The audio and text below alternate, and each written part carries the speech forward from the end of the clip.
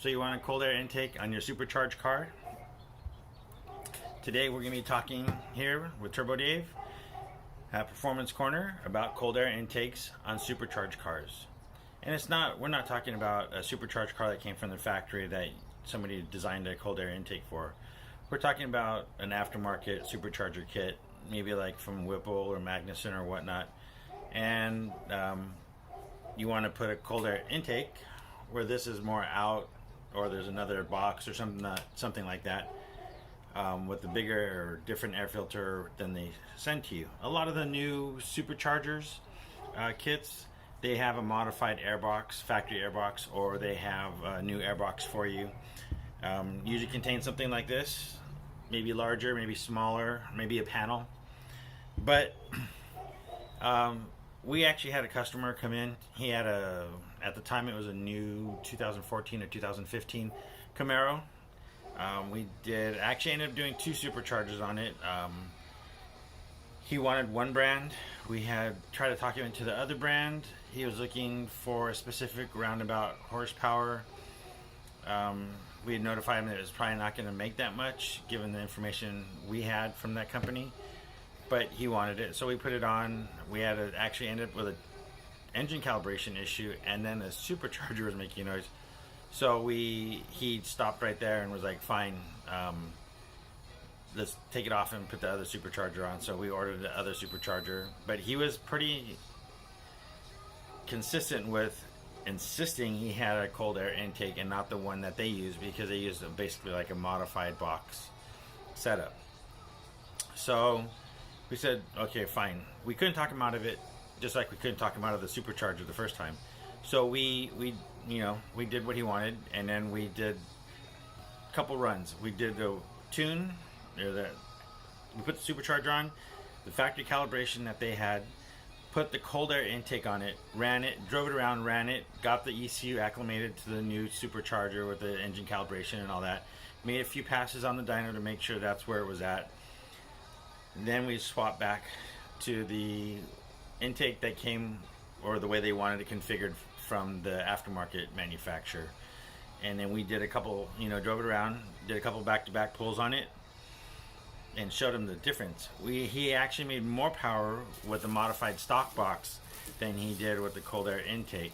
Cold air intakes, people have certain ideas about them, and back in the days when there wasn't a lot of dynos around every corner, couldn't really tell. You heard the noise, you flooded your senses with all these things, the audible noise, and maybe it had a little bit of initial torque or something like that. So we felt that it made more power. And the companies would, give us dyno numbers and, our horsepower numbers from the dyno, and we accepted that as word, that was the truth.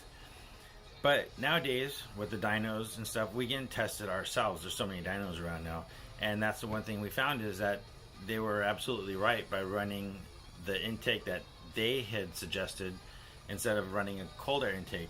We even sent them a data log, and we looked at the data log, and it wasn't off.